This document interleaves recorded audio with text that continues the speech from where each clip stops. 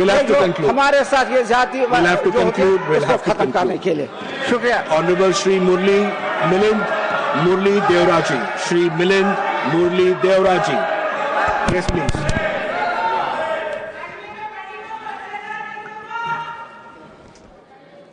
Sir, सबसे पहले मैं अपनी पार्टी और महाराष्ट्र के लोगों की ओर से वंदे मातरम को 150th एनिवर्सरी पर अपने दिल के गहराइयों से मैं सम्मान करता हूं।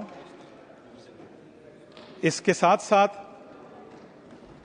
इस डिबेट की शुरुआत में हमारे देश के उपराष्ट्रपति जी ने जो कहा, मैं उस बात पर बिल्कुल सहमत हूं कि Vande Mataram is not just our national song, it's truly a symbol of India's cultural religious diversity.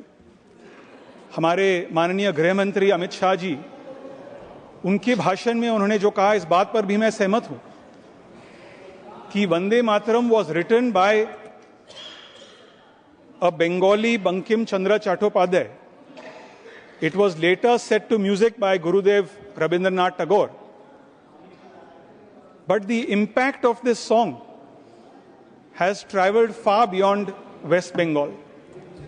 Not just to the northeast of India, not just to the south of India, not just to the west of India, but as the Home Minister rightly pointed out, way beyond our borders also. Sir, बहुत से माननीय सांसदों ने अपने अपने राज्यों का contribution के बारे में सदन को एक प्रकार से उन्होंने जागरूकता फैलाने की कोशिश की। महाराष्ट्र का जो कंट्रीब्यूशन था, उसका कुछ उदाहरण सदन के सामने मैं रखना चाहता हूं, क्योंकि मुझे ये बताते हुए गर्व हो रहा है कि महाराष्ट्र ने वंदे मातरम को लिटरेचर से लेकर आम लोगों तक पहुंचाने में बहुत ही महत्वपूर्ण भूमिका निभाई।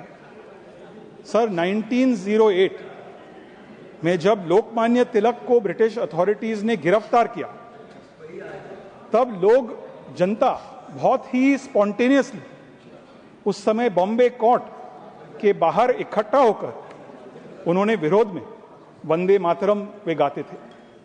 उसके बाद 1946 में जब रॉयल इंडियन नेवी के जो रेटिंग्स है, जो सेलर्स हैं, उनको कैडेट्स कहते हैं, जब उन्होंने विद्रोह रिबेल किया, तब तक वंदे मातरम महाराष्ट्र की पॉलिटिकल वोकैबुलरी का एक बहुत ही इंटीग्रल हिस्सा बन चुका था।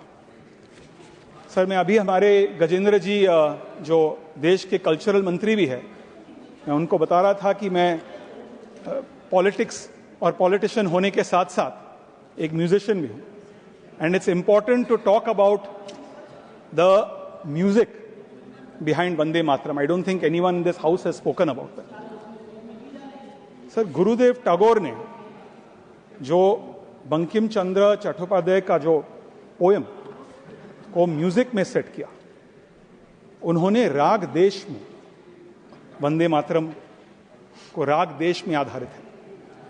और राग देश का बैकग्राउंड क्या है? राग देश एक बहुत ही अपलिफ्टिंग मॉनसून राग है, जो क्लासिकल इंडियन जो म्यूजिक लवर्स है उनको खमाज स्केल के बारे में जानकारी होगी। It's set in Khamaj scale. और इस राग का जो पेट्रियोटिक कैरेक्टर है, इस पेट्रियोटिक कैरेक्टर बहुत ही महत्वपूर्ण है। और ऐसे बहुत सारे पेट्रियोटिक सॉन्ग्स जो राग देश में सेट हुए, बजे सरगम हर तरफ से, जो बहुत सारे कलाकारों ने इस सॉन्ग को अपने अपने रेंडिशंस में उन्हें सिंग करने का एक अवसर मिला। इसके साथ साथ सरफरोशी की तमन्ना, ए.आर. रहमान से लेकर सोनू निगम तक, उन्होंने भी राग देश में इन गानों को, उनकी जो रेंडिशन है, so the soul of Vande Mataram is the same as the soul of many patriotic songs which have for a long time defined how classical traditions and classical arts have defined through music the cultural, political identity of India. Sir, ये बात कई लोगों ने कहा कि केवल दो ही stanzas है वंदे मातरम के, लोग जानते हैं। इसके बहुत सारे कारण हैं। And this is unfortunate because with all Vande Mataram's literary depth, it's unfortunate that the entire Vande Mataram is only heard during commemorative, sometimes government events. And एक पीढ़ी के लिए वंदे मातरम पहली बार 1952 में, जो हमारे महाराष्ट्र के बहुत सारे यहाँ लोग हैं, जो हम महाराष्ट्र देश की जो हमारी रत्न है, लता मंगेशकर जी की जो वर्जन थी, उनके वॉइस के माध्यम से सुना गया था.